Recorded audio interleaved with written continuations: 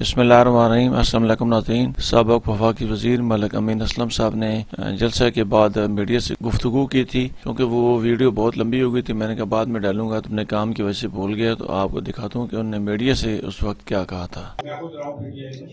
लेकिन पीटीआई के जो जहाँ पर निगरान है, आपको पता है वो निर्दोष है। आपसे अगर इधर होते तो उनको जरूर दावत देते, लेकिन वो आपके सामने ही है सिचुएशन। बाकी मैंने टीएलपी वालों को भी कहा साहब यहाँ पर आगे उनका हादसा हो गया, पीछे अटैक आके मुड़ गए। तो इन सबको दावत दी, इंशाल्लाह इसको आगे भी बढ़ाएंगे और इंशाल्लाह हर यूनिट नोटल में हम फंक्शन करेंगे इस चीज पर।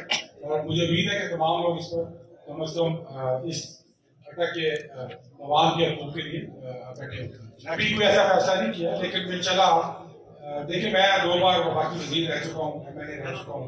कोशिश हमारी यही होगी कि अगर किसी पार्टी का फैसला करते तो पार्टी वो होगी जो कि हमारे सकून के साथ खड़ी होगी और यही बताई जाएगी कि असेंबली में जाकर वो उसको सपोर्ट करें। के हवाले से आपने बात की, ये जो बारानी यूनिवर्सिटी है, यहाँ 2 अरब रुपए की करप्शन हुई है और अरसा दराज से वो बंद पड़ी है और उसे सियासी उसका निशाना। बिल्कुल आप सही फरमा रहे हैं कि ये जो इसमें बिल्कुल करप्शन हुई है और वो मैंने उस वक्त भी निशानदेही भी की थी, उसके ऊपर इन्वेस्टिगेशन भी शुरू करवाई थी, फिर इसके फंड्स भी रिलीज करवाए थे।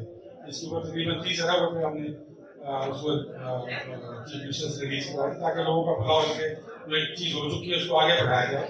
लेकिन मुझे अब ये पता चला है कि वो पैसों के अंदर भी फिर उन्होंने गड़बड़ की। मैं समझता हूँ अगर वो ओरिजिनल जो इन्वेस्टिगेशन है उसको फोकस किया जाए, तो जब एक बार हाथ खोला जाता तो फिर वो हर लेवल पे समझते कि ये मतलब खुला काम है, तो वो उस पर जरूर इन्वेस्टिगेशन होनी चाहिए। जी बिल्कुल बिल्कुल, ये आप देखें इतना बड़ा प्रोजेक्ट है, इसकी जो जमीनों की जो उस वक्त एक्विजिशन हुई थी उसके अंदर बहुत खोट हुई थी, लेकिन यहाँ पर जो डेवलपमेंट प्रोजेक्ट का जब चल रहा था उसके अंदर बहुत 2 नंबरी हुई थी। इस सारी चीज की तहकीक होनी चाहिए। मैंने उसको रखा था इस चीज में, लेकिन इंशाल्लाह ये बिल्कुल याद रहेगा। मलिक साहब एक सवाल है कि आपने एक अच्छे काज के लिए सबको इकट्ठा किए हैं, अशर रियाज साहब मौजूद हैं, पीपल्स पार्टी के सारे वर्कर भी मौजूद हैं, क्या ये इस चीज़ का अंदिया तो नहीं है कि आप पीपल्स पार्टी में जा रहे हैं? मैं बड़ा शुक्रिया अदा करता हूँ अशर रियाज साहब को, मेरे भाई हैं वो, मैं जावा या ना जावा इस नाले वो इनका बहुत शुक्रिया अदा करता हूँ कि वो आए हैं और भरपूर तरीके से। और उन्होंने ये भी कहा है कि हम अपनी पार्टी को भी कायल करेंगे इंशाल्लाह इस इशू पे साथ करेंगे। सोने की बात की सोना निकाल जाना है, वो जो लाइसेंस है ना सर, वो ग्रेवल का है, वो गैर कानूनी तौर पर निकाल। बिल्कुल आप बिल्कुल सही कह रहे हैं, वो बहुत बड़ा फ्रॉड है। दूसरा ये कि आपने रॉयल्टी की बात की, रॉयल्टी का मतलब है फी देना। जिस बंदे ने अपनी जमीन बेचनी है ना, वो उसका हकदार नहीं होता। जिन्होंने अपनी क्या कहते हैं उसको बिला वजह के मकसद को छोड़ दिया, वो लोग रॉयल्टी के हकदार होते कानून के मुताबिक। सर नहीं, जो रॉयल्टी जो 161 आईन पेश है उसमें वो रॉयल्टी सूबे को जाती है और फिर सूबे से आगे वो डिस्ट्रिक्ट में भेजते हैं। जिस तरह केपी में फॉर्मूला उन्होंने बनाया है कि सूबे से आगे डिस्ट्रिक्ट को किस फॉर्मूले के तहत देना है। हमारा सिर्फ फायदा ये है कि सूबे से जो डिस्ट्रिक्ट को जाना है वो और डिस्ट्रिक्ट है नहीं, सिर्फ बटे की डिस्ट्रिक्ट है, इसलिए जो कुछ सूबे को आता है हमने डिमांड ये की है कि उसका 25% हमें दिया जाए। केपी में 10% दिया जा रहा है, लेकिन यहाँ 10% नहीं मिलता तो आपको 8 अरब रुपया।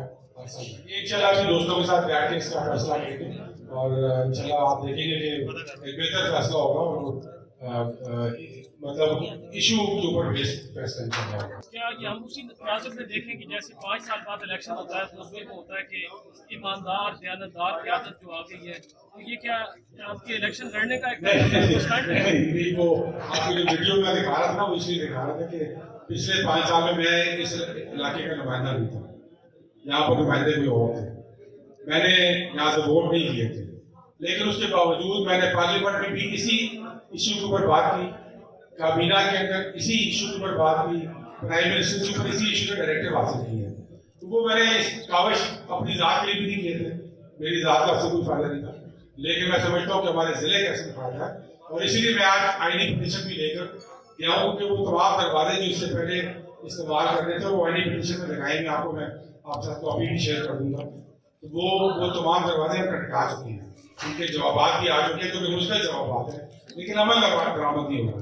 तो इंशाल्लाह मैं समझता हूँ कि ये एक पॉजिटिव तरीके से इस चीज को आगे लेके चलेंगे और ये पॉजिटिव सियासत की बुनियाद मैं समझता हूँ जिले में क्या पूरे पाकिस्तान में कोई ऐसी पॉजिटिव सियासत नहीं है जहाँ जो आप आज देख रहे हैं कि एक इशू है वहां का, उसको लेकर उसके सामने रख के लोगों के हम उससे आगे चल रहे हैं। मलिक साहब, ये जो आपने आईनी पिटीशन सर जो दायर की है, इसके अंदर आपने किस किस को फरीक बनाया, डिस्ट्रिक्ट अटक के अंदर और डिस्ट्रिक्ट के अंदर हमने पूरी जो फेडरेशन ऑफ पाकिस्तान है उसको शरीक बनाया, गवर्नमेंट ऑफ पंजाब को शरीक बनाया है और डिस्ट्रिक्ट एडमिनिस्ट्रेशन अटक की भी है। उसमें डीसी साहब के पास गया हुआ तो उनको नोटिस आया हुआ इस चीज का और वो उनके साथ एक डिस्कशन हुई और वो मुझे बड़ी खुशी है कि वो कह रहे थे कि हम इसको सपोर्ट करेंगे क्योंकि डिस्ट्रिक्ट का फायदा है इस चीज के। जब आई में लिखा हुआ है केपी में अमल दरामद नहीं हो रहा है तो यहाँ क्यों नहीं हो रहा, यहाँ भी अमल दरामद होना चाहिए। आजमी साहब ने बात की थी ना, असल में बात वो है कि पहले अभी जो सोने का ठेका मिला ना, पिछले 5 साल से वहां पर ग्रेवल का ठेका था और निकाल वो सोना रहे थे और बहुत सारा सोना निकाल के जा चुके हैं, तो उसकी भी इन्वेस्टिगेशन